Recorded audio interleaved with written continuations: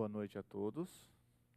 É um privilégio estar de volta para falarmos nesta noite a cada um dos irmãos que aqui está e também nos dirigir de forma alegre aos que nos assistem pela internet. Boa noite também a você.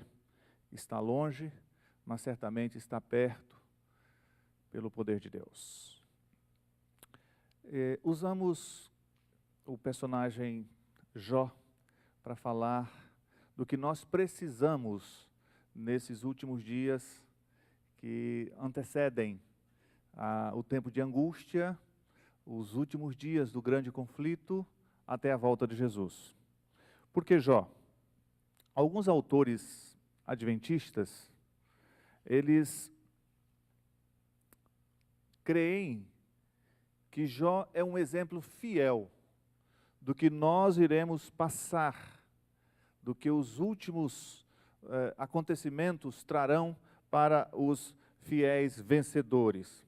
Dentre eles, eu destaco o Andreessen.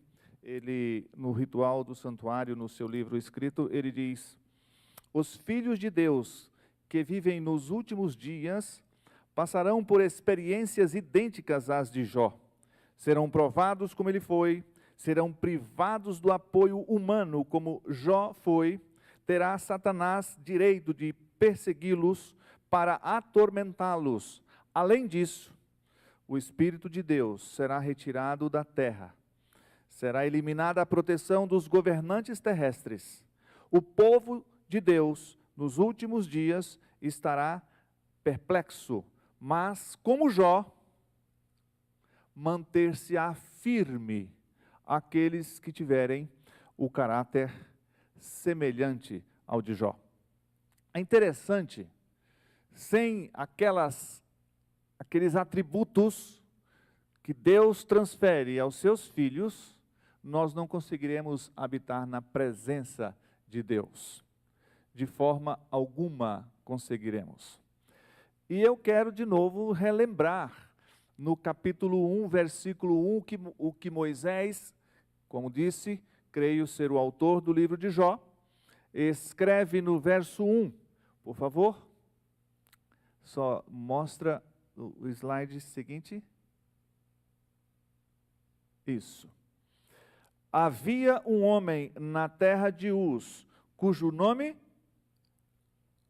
era Jó, homem íntegro e reto, temente a Deus e se desviava do mal. Essa era a referência que Moisés fazia de Jó, mas ele copiou de Deus, porque no verso 8, agora é Deus falando a Satanás: observaste o meu servo Jó? Deus, ele declara que Jó era seu servo. Como eu gostaria que Deus fizesse uma referência como essa a meu respeito.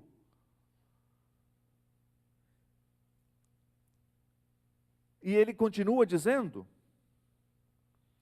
porque ninguém há na terra semelhante a ele, homem íntegro e reto, temente a Deus e se desvia do mal. Quando Deus se refere a Jó, ele fala que Jó possuía as características próprias de Deus. Isso é o pai transmitindo a seus filhos o seu caráter. Isso é obra de Deus. Deus transfere aos seus filhos, imputa aos seus filhos a sua própria característica, os seus caracteres, a sua aparência. E como disse ontem, era como se Jó tivesse a cara do pai. E na segunda referência que Deus faz de Jó também a Satanás, ele repete da mesma maneira.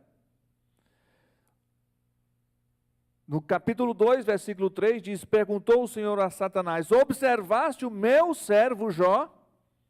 porque ninguém há na terra semelhante a ele, homem íntegro e reto, temente a Deus e que se desvia do mal.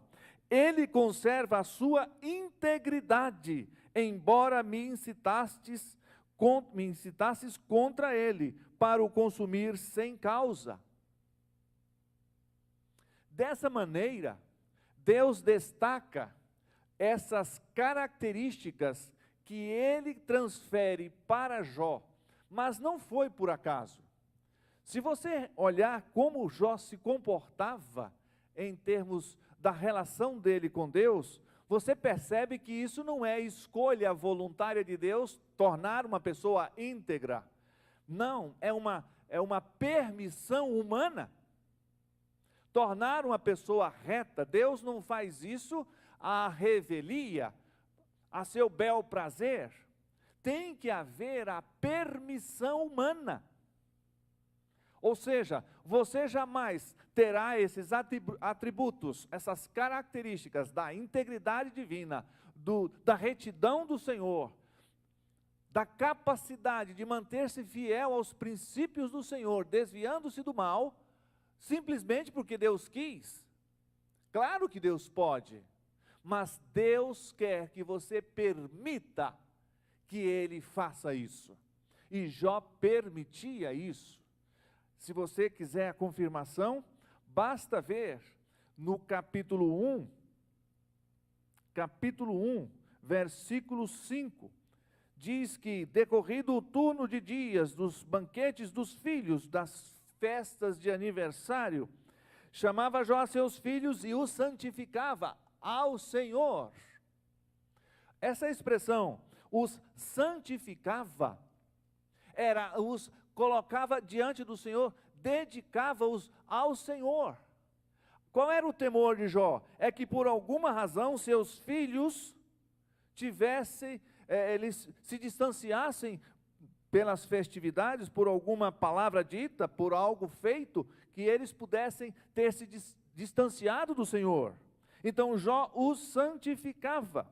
Levantava-se de madrugada e oferecia holocausto segundo o número deles, pois dizia, talvez, quem sabe, tenham pecado os meus filhos e blasfemado contra Deus em seu coração.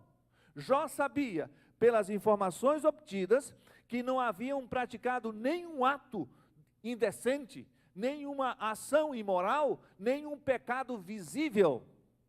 Mas ele temia que no coração dos seus filhos houvessem pecado. Então ele os santificava. E completando o texto, diz: assim Jó fazia continuamente. Jó não era um adventista do sétimo dia ocasional. Ele era uma pessoa entregue nas mãos do Senhor, por vontade própria, diariamente. Eu quero destacar a frase, temente a Deus. Jó era um homem temente a Deus.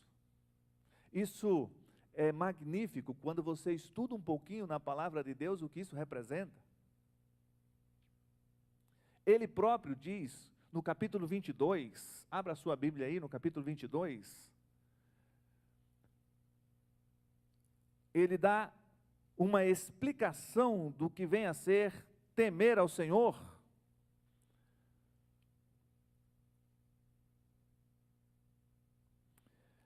Capítulo 22 de Jó, ou melhor, 28 de Jó, verso 28.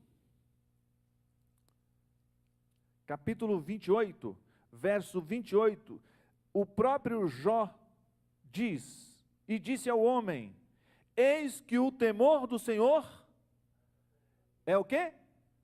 A sabedoria, e o apartar-se do mal é o entendimento. Jó tem consciência que temer ao Senhor é sabedoria. Talvez foi nesse verso que baseou-se Davi, ao dizer no Salmo 111,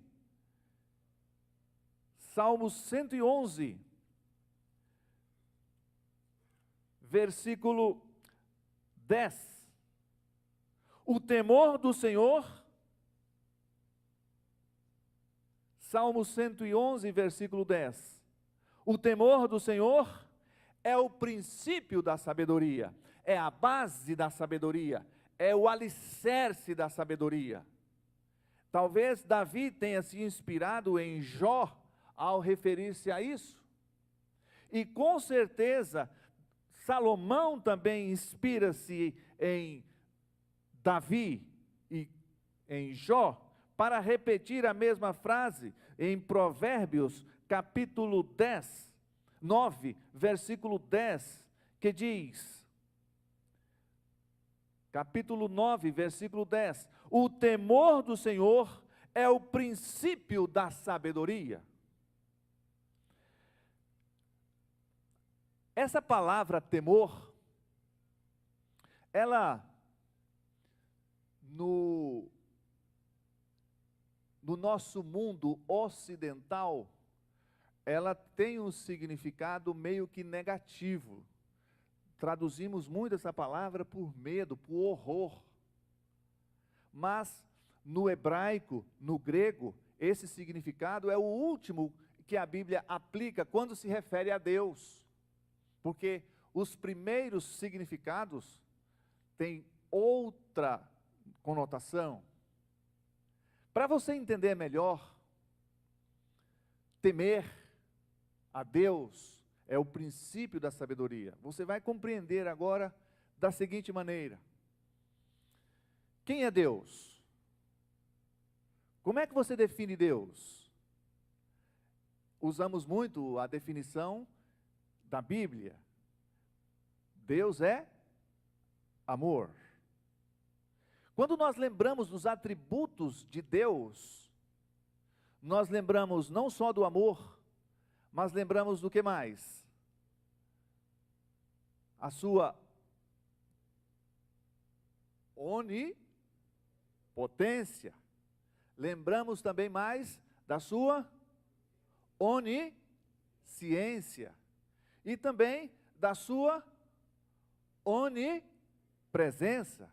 São atributos de Deus. Então, quando você se refere a Deus, você lembra de um Deus de amor, que pode tudo, que sabe tudo, e está em todos os lugares, em favor dos seus filhos. Então, quando Davi, Salomão, fala que o temor do Senhor é o princípio da sabedoria, é a base da sabedoria, ele está dizendo, quando você entrega a sua vida ao Senhor, submete-se a Ele, é o significado do temor do Senhor nessas expressões, submissão em amor a Deus, você está extremamente no caminho da sabedoria.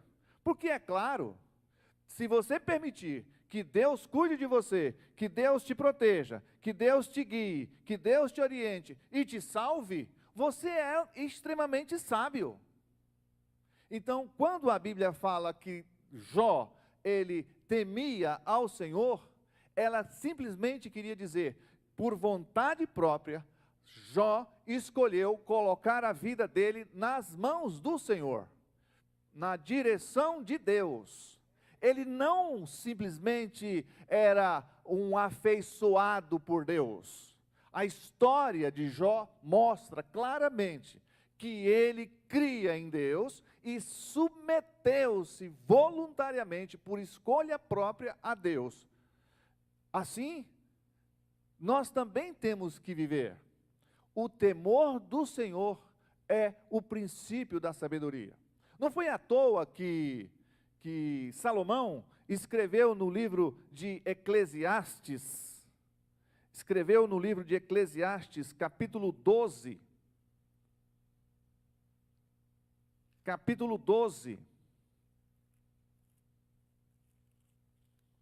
versos 13 e 14. De tudo o que se tem ouvido, o resumo é, teme a Deus e guarda seus mandamentos, Porque este é o dever, isto é o dever de todo homem. Temer a Deus, submeter a vida a Ele, entregar-se a Deus, isso todos deviam fazer. É o dever de todo homem.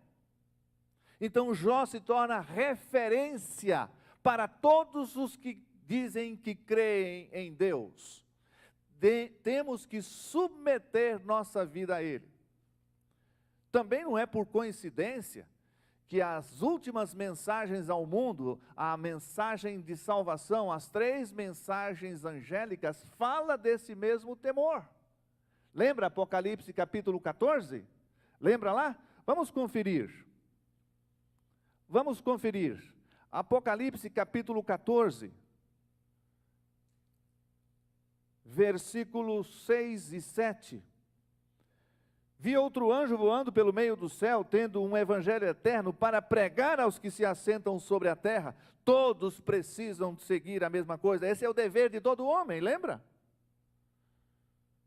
A cada nação, tribo, língua e povo, dizendo em grande voz: temei a Deus e dai-lhe glória. Lá em Eclesiastes diz: temei a Deus e guarda os seus mandamentos. Dar glória a Deus aqui não significa dizer glória a Deus. Se você ler o que significa dar glória a Deus, você vai entender que tem a ver com obediência aos mandamentos. Jesus disse que nós somos a luz do mundo, que as pessoas devem ver em nós as nossas boas obras e devem glorificar a Deus. São Mateus capítulo 5 fala isso, verso 15 e 16.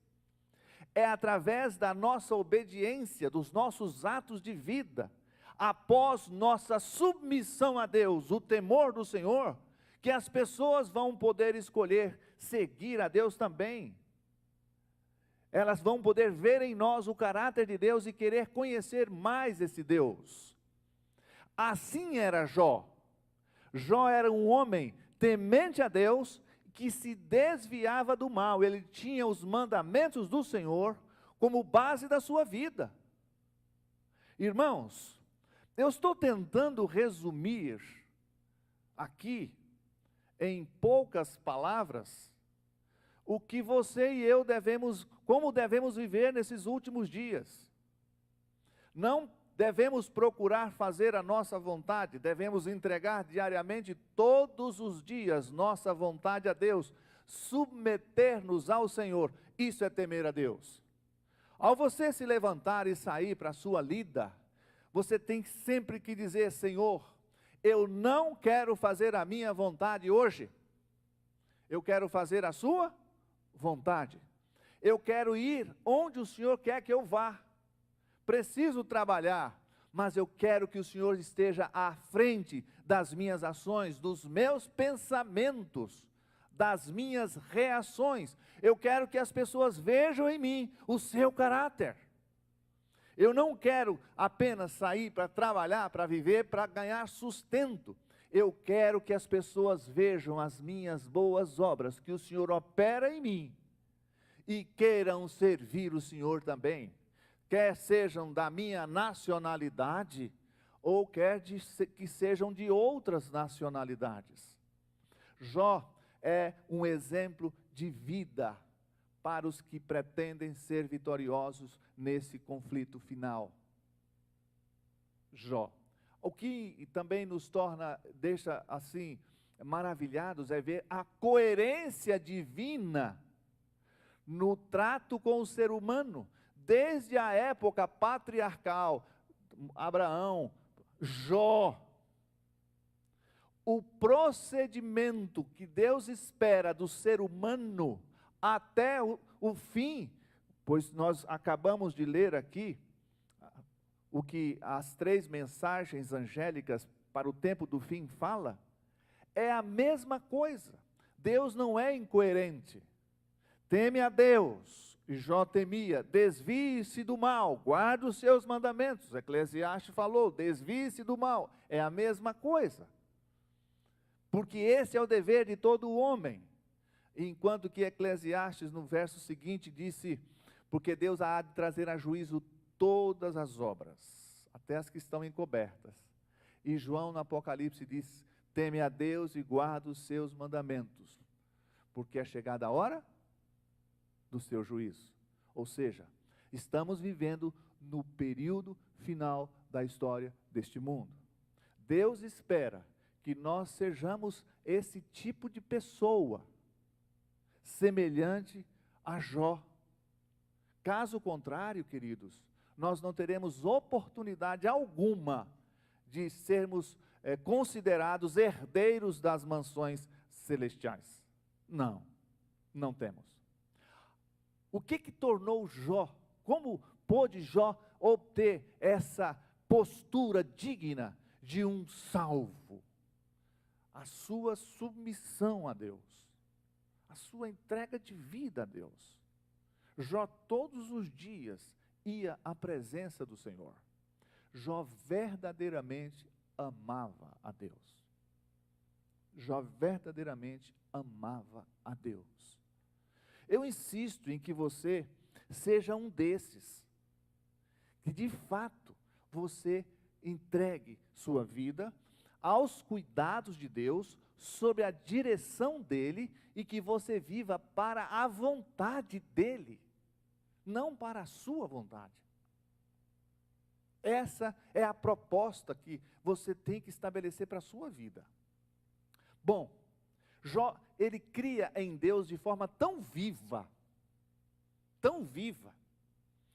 que Deus, ele finaliza, eu não vou mencionar outros detalhes, mas ele finaliza a história de Jó de forma magnífica. Se você vê no capítulo 39 de Jó, até capítulo 39,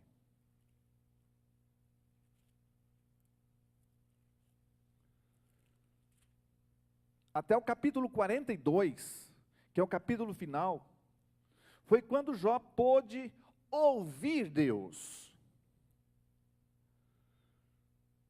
Quando Jó pôde ouvir Deus.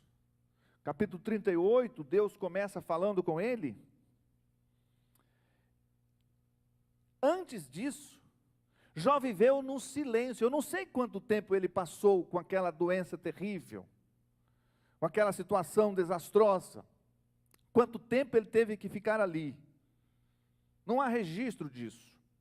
Mas o que sei é que ele manifestou total confiança em Deus, a ponto de o próprio Deus dirigir-se a Jó. E eu quero destacar aqui, no capítulo 42, Jó diz no verso 5: eu te conhecia só de ouvir. Ele recebeu estudos bíblicos. Por dedução, eu creio, não é doutrina nenhuma, aqui nós lemos alguns textos referindo-se à terra onde Jó morava, referindo-se que a terra onde Jó morava tem o nome do filho de Naor, irmão de Abraão.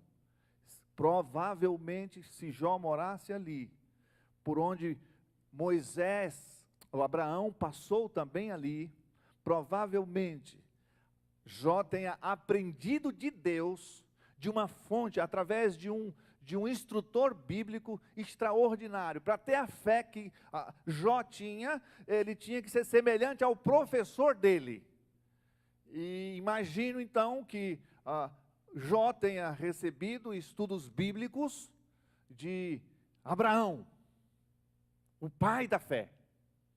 E desta maneira, Jó, já finalizando essa história dramática, ele chega e diz: eu te conhecia, Deus, só de ouvir, mas agora, Deus, eu te conheço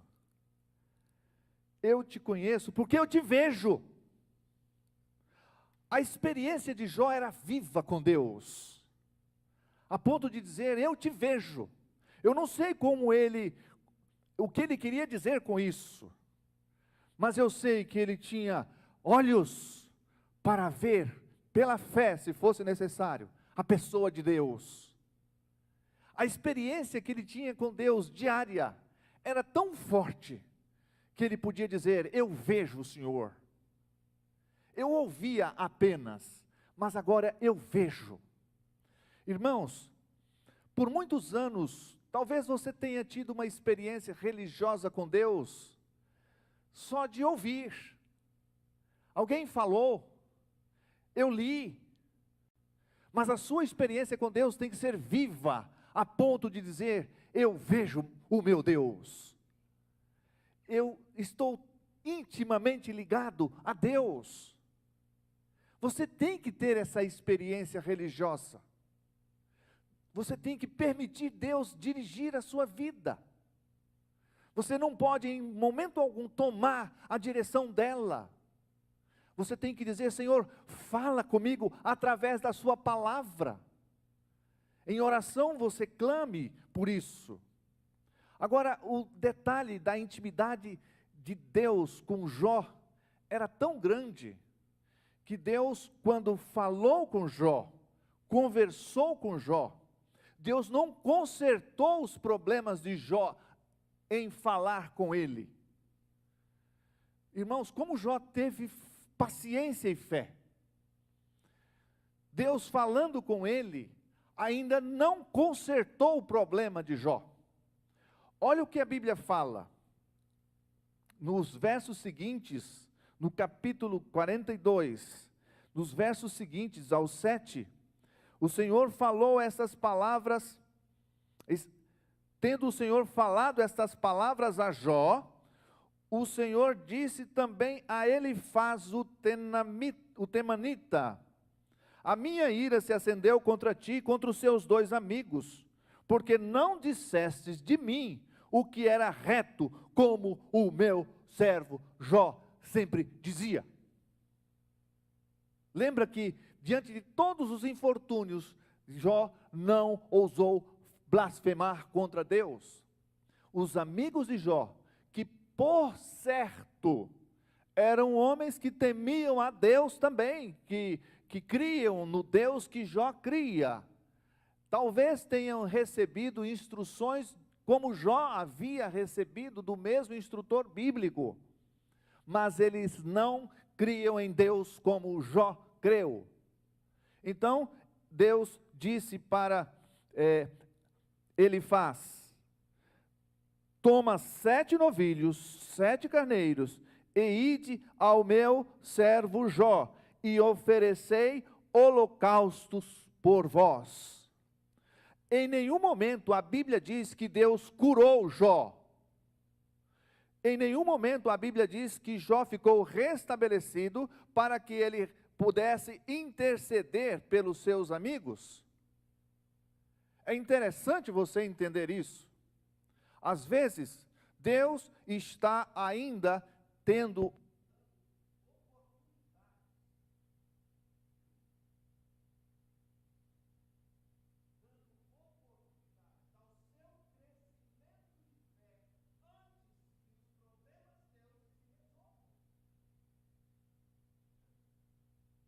ok?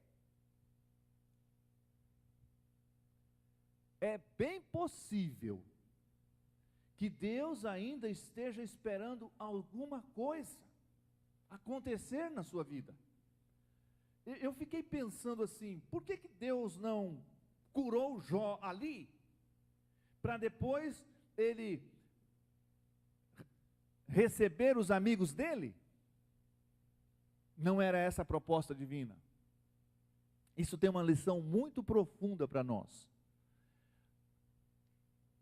Nós temos um estado espiritual relativamente bom, mas Deus está esperando ainda alguma coisa acontecer na nossa vida, para que milagres sejam feitos por nosso intermédio, ou que alguma coisa ainda aconteça. Então perceba a ordem das coisas. Jó estava ouvindo de Deus, agora eu vejo o Senhor. Antes eu só ouvia, agora eu vejo o Senhor. E Deus disse: ok, filho, entendi você. Agora deixa eu falar com aqueles senhores ali. E foi lá, falou com um dos que os representava, Elifaz: vocês fizeram errado. Vocês não disseram de mim o que o meu servo Jó dizia. Vocês duvidaram de mim. Então pega essas ofertas e vá até meu servo Jó. Agora vocês imaginam, muda o slide para mim, por favor. Vocês imaginam aqueles homens bem vestidos, por certo, homens dignos, que acusavam Jó de ter pecado contra Deus, para estar naquele estado. Agora eles tinham que trazer ofertas de sacrifício para Jó, naquela situação, interceder por eles. Você fazia isso? Interessante. E olha o que a Bíblia fala. Olha o que a Bíblia fala. Então, verso 9. No verso 8 diz assim: o meu servo Jó. Acompanhou aí? 42, capítulo 42, versículo 8.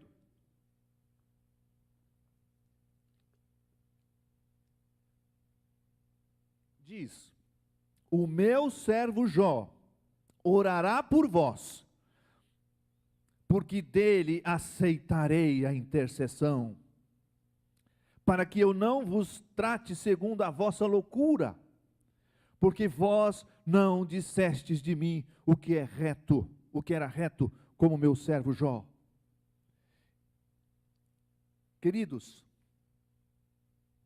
eu fiquei pensando, imaginando, se hoje aqui na igreja de Dallas, nós tivéssemos não um Jó apenas, mas centenas de Jós. Desses Deus pudesse dizer: desses eu atenderei a intercessão. Jó não estava intercedendo por ele, no estado em que ele estava. Deus queria que Jó intercedesse naquele estado que ele estava, no estado triste, caótico, que ele intercedesse por seus amigos. Isso me ensina uma coisa: que você tem que esquecer de você mesmo. Jesus sempre disse: quando você faz a um destes meus pequeninos, a mim o fizeste. Queridos, pensa um pouco em Deus e nos nossos semelhantes. Eu tive um professor na faculdade de teologia, já falecido. O Ricardo conheceu muito bem, que foi professor dele também. Pastor Manuel Monteiro. Homem de Deus. Ele dizia: você tem que primeiro, em primeiro lugar, fazer a vontade de Deus. Em segundo lugar, a vontade do próximo. Aí um colega meu perguntou: e a minha, quando é que eu faço? Aí ele respondeu: deixa que Deus cuida de você. Você não tem que se preocupar com a sua vontade, quando você estiver fazendo a vontade de Deus. Por quê, irmãos? Porque Deus cuida de seus filhos, apesar das circunstâncias, apesar da dor. A exemplo de Jó, eu fiquei martirizando muito tempo. Por que Deus não resolveu logo? Jó, você mostrou que você é fiel, então agora você está curado. Depois disso, Deus poderia deixar que ele ministrasse para os outros? Não, ele teve que ministrar para os outros, ainda no estado em que estava. Ele queria realmente nos ensinar que diante de todas as circunstâncias ruins que puderem nos sobrevir, diante de todas elas, nós não podemos abrir mão de servir ao Senhor. Não podemos. Estamos à espera de momentos aí terríveis que nos aguardam. Eu não posso trabalhar no quando, mas sei que os momentos são terríveis. Mas mesmo que eles sejam terríveis, nós temos que permanecer fiéis ao Senhor. Irmãos, e olha o que a Bíblia fala. Isso é fantástico. Capítulo 42, versículo 9. Então foram Elifaz, o temanita, e Bildade, o suíta, e Zofar, o naamatita, e fizeram como o Senhor lhe ordenara. E o Senhor aceitou a oração de Jó. Irmãos, é bem possível que o Senhor queira abençoar pessoas, e nós ainda não estamos nos colocando a serviço do Senhor, e essas pessoas estão à espera de alguém que interceda por elas. Eu não sei quantos Deus quer abençoar por seu intermédio. Eu não sei. Mas só sei que tem pessoas que só serão abençoadas quando você se colocar à disposição do Senhor. Temei a Deus, submeta-se a Ele, viva para a honra e glória dEle, desvie-se do mal, guarde os mandamentos do Senhor. Você tem que colocar a vida nas mãos de Deus, diariamente, continuamente. Vá à presença do Senhor como Jó fazia, mas com disposição em servir, e interceda por quem Jesus morreu. Irmão, você tem que escolher pessoas. Você pode dizer para Deus: Senhor, use-me na salvação de quantos o Senhor quiser, mas eu gostaria que dentre esses, que o Senhor me usasse na salvação dela, de fulana, dele, de fulano, ainda que ele não queira, mas eu quero que o Senhor me use na salvação dele. Mire alguém e todo dia interceda por essas pessoas. Todo dia, antes de sair de casa: Senhor, quem sabe seja hoje que o Senhor vai me usar na salvação dela. Quem sabe seja hoje que o Senhor vai colocar no coração dela o desejo de ouvir mais sobre o Senhor, de aprender mais sobre o Senhor. Irmãos queridos, eu não entendo que Deus levará para o céu uma pessoa que não tenha intercedido de maneira clara, viva, pela salvação de alguém. Não tem como Deus fazer isso. Não faz parte do plano dele levar para os céus pessoas que apenas querem salvação. Ele está inteiramente desejoso de levar para os céus pessoas que querem salvação, mas que também querem a salvação de outros.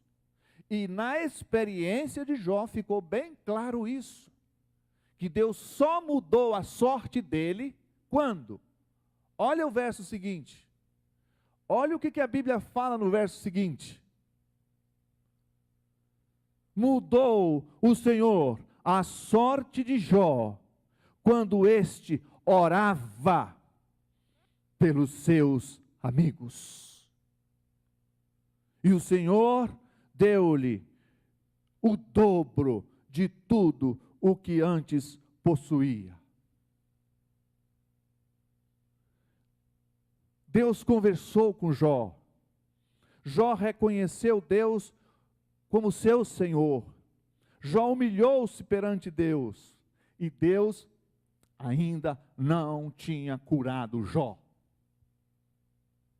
Só pôde fazê-lo quando Jó fez o que o Senhor gostaria que ele fizesse. O Senhor mudou a sorte de Jó. O Senhor restaurou a saúde de Jó, só depois que Jó intercedeu pelos seus amigos. Isso você tem que aprender. Ninguém vai para o céu sozinho. Eu aqui quero parafrasear meu filho. Eu nunca usei expressões como essa que eu vou dizer agora. Mas o meu filho Brenner, ele em vários sermões, quando tive a oportunidade de ouvir, ou a mãe dele, a irmã, inclusive ela chegou a gravar essa fala dele: eu não quero ir para o céu sozinho. Se for para eu ir para o céu sozinho, o que ele dizia? Eu prefiro não ir. Irmãos, Deus colocou no coração de Jó esta necessidade que ele deseja que tenhamos também, que sejamos intercessores, que queiramos com gana ir para o céu, mas levando outros. A sorte de Jó só mudou quando ele fez isso. E a Bíblia diz que Deus restituiu para Jó em dobro. É lógico que nós temos uma restituição muito maior. A ilustração da história de Jó não é pálida ao que Deus tem reservado para nós. Deus tem reservado para nós a vida eterna. O que nos aguarda é a eternidade com Deus, com Jesus Cristo. A intimidade que Jó tinha com Deus permitia isso. E eu não poderia encerrar sem mostrar como Jó ansiava por isso que você anseia. No capítulo 19 de Jó, ele fala sobre isso. As coisas que ele recebeu de restituição não representavam nada em relação ao que ele escreve no capítulo 19. Por favor, abra sua Bíblia.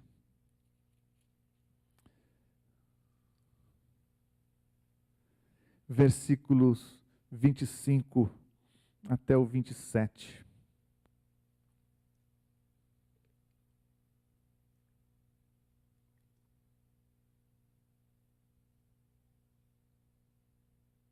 Está escrito: porque eu sei que o meu Redentor vive, e que por fim se levantará sobre a terra. Ele não conhecia a linguagem que nós conhecemos hoje sobre a volta de Jesus. Se ele conhecesse, ele diria: eu sei que o meu Redentor vive, e que em breve voltará.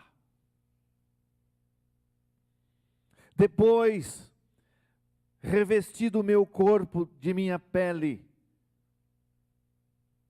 Se ele conhecesse, estivesse vivendo hoje, ou conhecesse a mensagem que hoje, a linguagem que nós conhecemos, ele diz: mesmo depois, quando morto, ressuscitarei e verei a Deus. Irmãos, Jó tinha uma fé tremenda. E aí ele diz: ressuscitarei e verei a Deus, vê-lo-ei por mim mesmo, os meus olhos o verão e não outros, de saudade me desfaleça o coração dentro de mim. Jó, ele cria, irmãos, que apesar de estar vivendo naquela situação decrépita, ele cria que ao morrer, ele ressuscitaria e veria Deus, veria Jesus em glória e majestade, voltando nas nuvens dos céus. O que me fascina em Jó é que ele em nenhum momento ele lamentou as perdas. Em nenhum momento, irmãos. E aqui fiz referência como ele pôde superar a perda dos filhos. É porque ele cria que seus filhos pertenciam a Deus. Assim como ele ressuscitaria, ele cria também na ressurreição dos seus filhos. Então, o centro da vida de Jó não eram as coisas, não eram os bens materiais, não era a família, não era a esposa, não eram os filhos. O centro da vida de Jó, a atenção maior de Jó, era ver Jesus voltar. Era isso, irmãos. Era a razão da vida de Jó, era Deus. Os meus ossos desfalecem de saudade. Quanto anseio ver isso. Irmãos, é o nosso exemplo. Você tem que assim viver também. Eu vou perguntar para você: por que você quer que Jesus volte? De vez em quando eu me dirijo à minha esposa para reforçar essa mensagem. E ela sempre responde: eu sei disso, mas ainda me dirijo e continuarei me dirigindo. A dor da perda é grande. Nós perdemos entes queridos. Mas a minha razão de querer que Jesus volte não é ver meu filho ressurreto. Não. A razão por eu querer que Jesus volte é porque eu quero ver Jesus. É porque eu quero ver aquele que morreu por mim. E a razão que você tem que ter é a mesma. Não é pelo céu que é bonito. Lembro das professoras das classes infantis da escola sabatina, ensinam para as crianças que vamos para o céu, vamos ver a cidade santa, os animaizinhos, tal. Isso aí é presente, é brinde. Porque o principal, a base, é ver Jesus. É ver Jesus voltando em glória e majestade. E Jó queria isso, ansiava por isso. Queridos, eu vou terminar dizendo para você, pelo amor que você tem a Deus, anseie viver com a vida submissa nas mãos do Senhor, aguardando sua breve volta, intercedendo pela salvação de outras pessoas. E por favor, não desanime. Quando Jesus estiver voltando nas nuvens dos céus, você vai olhar para trás e vai dizer: valeu a pena. Valeu a pena. Olha, queridos, especialmente aos que estão aqui hoje, vocês estão aqui numa luta tremenda. Talvez nada se compara à luta de vocês aqui em relação aos que estão no Brasil. Vocês estão em outro lugar, numa outra nação, estão submissos a gostos e desejos de outras pessoas. Vocês têm que se submeter ao que eles dizem. Mas em momento algum, abram mão de viver para a honra e glória do Senhor, buscando a salvação de pessoas, inclusive daqueles que pagam o seu salário. De alguma forma, essas pessoas precisam conhecer Deus através de você. Ore por isso, clame por isso, e quando Jesus estiver voltando, Ele vai dizer: filho, que bom que você veio, e por sua causa, olha quem mais veio aqui. Entenda isso, deseje isso, ore por isso, interceda por isso. Queridos, eu não sei quando Jesus vai voltar, e nem quero fazer agouros aqui, mas eu quero que quando Ele voltar, você esteja entre os salvos. Entre os salvos. Eu estou falando aqui a alguns que estão assistindo pela internet também. Você não tem o direito de não ir para o céu mais. Você tem que se apaixonar por Jesus de uma forma extraordinária, como Jó. Você tem que ansiar pela volta de Jesus, como Jó disse, os meus olhos, os ossos estão secando de saudade. Você tem que ansiar, sabe? Se você não for, você vai maltratar Jesus de novo. Você já parou para pensar nisso? Nós pais não esquecemos de nossos filhos. Quando falo pais, eu incluo mães, viu? Por favor. Nós não esquecemos de nossos filhos. Hoje é que dia? Dia 8 de julho. Daqui 3 dias. Farão 6 meses. Que meu filho faleceu. Você acha que a memória dele, na minha mente, as lembranças dele, vão desaparecer?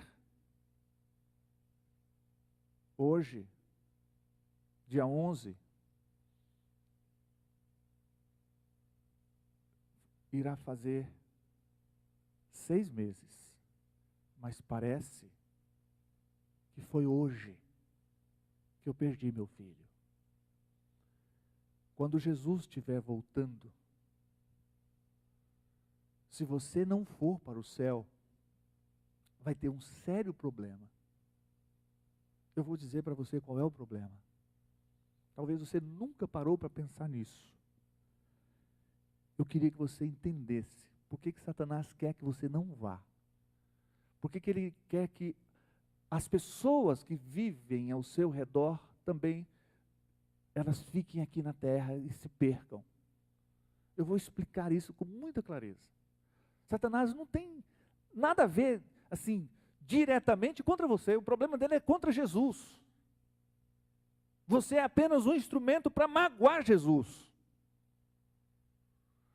Entendeu o que eu estou falando? É contra Jesus o problema dele. Ele tem ódio de Jesus Cristo. Esse conflito todo que está aí instaurado é por causa da inveja que ele tem contra Jesus. E você é a pessoa que Jesus mais ama nesse mundo. Você é o objeto do amor de Jesus. Por você ele morreu. E por você ele vai voltar. Ele poderia, se ele quisesse, mandar anjos buscar você. E dissesse assim, olha, vai lá, pega meus filhos e traga aqui no meu trono, em volta, e ficasse lá de boa, sentadinho, enquanto os anjos vêm buscar aqui e leva lá para o céu. Não, ele falou, eu vou pessoalmente buscar meu filho. Ele não precisava fazer isso. Mas ele pessoalmente, ele vem em busca de quem ele ama. Você e eu. Entende isso? Então, se você não for para o céu, Satanás vai conseguir uma coisa. Você acha que durante os tempos eternos, Deus, Jesus, vai falar assim para fulano lá no céu, fulaninho, que bom que você veio, mas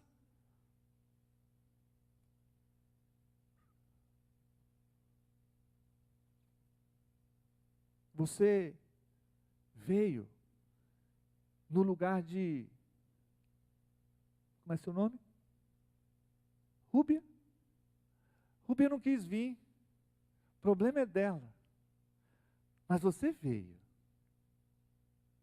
Você acha que Jesus vai tratar assim a ausência de alguém? Pastor, a Bíblia fala que no céu, quando nós estivermos lá, Deus vai enxugar nossas lágrimas, não é? Não vai haver mais pranto, nem morte. Não é assim, pastor? Mas a Bíblia não fala que Jesus não vai chorar. Irmãos, se eu, pecador e falho, com amor falho, se minha esposa falha, pecadora como é, minha filha, nós choramos de saudade por nosso filho que morreu, você acha que na eternidade Deus vai esquecer aquele que deveria ter ido e não foi? Pensa bem. Você acha que por uma pessoa só Jesus morreria na cruz do Calvário? E se essa pessoa não foi, você acha que Jesus vai esquecer essa pessoa? Então o que Satanás quer fazer? Que a maioria não vá, que você não vá, que as pessoas por quem você tem que interceder não vão, para que Jesus sofra na eternidade.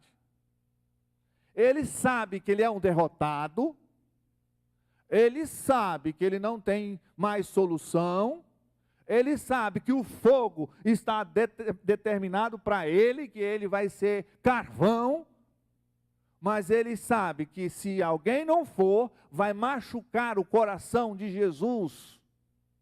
A saudade vai existir, sabe, Tadeu? Então você não tem o direito de não ir para o céu para magoar Jesus. Você não pode. Jó, ele sabia que ele queria o seu Redentor. Ele queria ver o seu Redentor, estar com ele. Você também tem que querer isso. Irmãos, você não pode, na eternidade, pela sua ausência, magoar Jesus. Você não pode.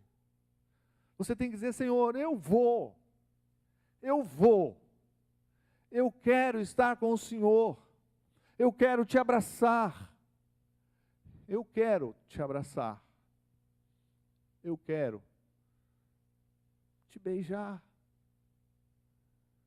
Claro que eu quero também fazer isso com meu filho, mas eu quero muito mais fazer isso com Jesus. Queridos, o que vale nesse mundo para você ficar aí recalcitrando, ficar aí meio que balançado, sem uma fé definida? O que tem nesse mundo? Nada. Então levante-se e diga, Senhor, eu quero ver-te voltando em breve, em glória e majestade. Eu quero viver para a tua honra e tua glória. Como Jó, eu quero ver o meu Redentor. O Senhor é o meu Redentor. Eu quero viver para o Senhor hoje e por toda a eternidade. Você quer isso? Então nós vamos cantar o hino 480. Eu vou conduzir esse hino, não precisa o grupo de louvor vir aqui à frente. Esse hino é uma oração de entrega. É uma oração de entrega. Essa temporada nossa aqui, eu imagino que você tenha entendido que, como Jó, você tem que ser uma pessoa segundo o que Deus quer, não segundo o que você quer, e viver para a honra e glória dele, aguardando o Senhor. Você deseja isso? Deseja? Eu vou fazer uma pergunta que está aqui no meu coração. Há alguém aqui que ainda precisa passar pela experiência do batismo na igreja adventista e gostaria de dizer, eu aceito? Levanta o dedinho assim. Levanta. Eu vi um dedinho ali? Deixa eu ver. Isso. Filha, você precisa selar sua fé com Cristo. Entendeu? Pastor Manolo, pega aquela ovelhinha ali. Ali ela, dedinho para o pastor Manolo ver. Há mais alguém? Aí na internet, levanta o seu dedinho. Fala assim, eu vou colocar minha vida nas mãos do Senhor. E como Jó, o Senhor transformou a vida dele, mudou a vida dele. Eu vou permitir que o Senhor mude a minha vida. Levanta o dedinho também aí. Entenda isso. Agora, os que já foram batizados, querem renovar os votos de entrega? Então, junto com ela, vamos nos levantar. Vamos nos colocar em pé e cantar esse hino que é uma oração de entrega.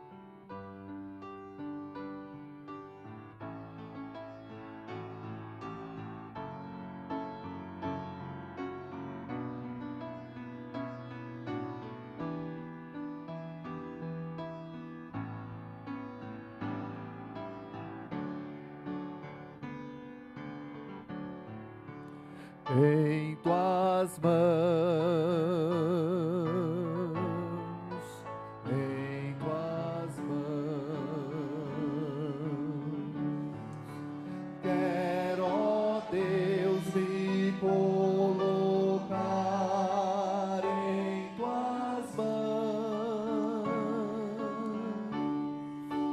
Vem mostrar-me, ó Senhor, teu carinho e teu amor, meus temores vou depor em tuas mãos, em tuas mãos, em tuas mãos. Quero, ó Deus, me colocar em tuas mãos. Essa é minha oração, ter a vida em tuas mãos. Toma, pois, meu coração em tuas mãos.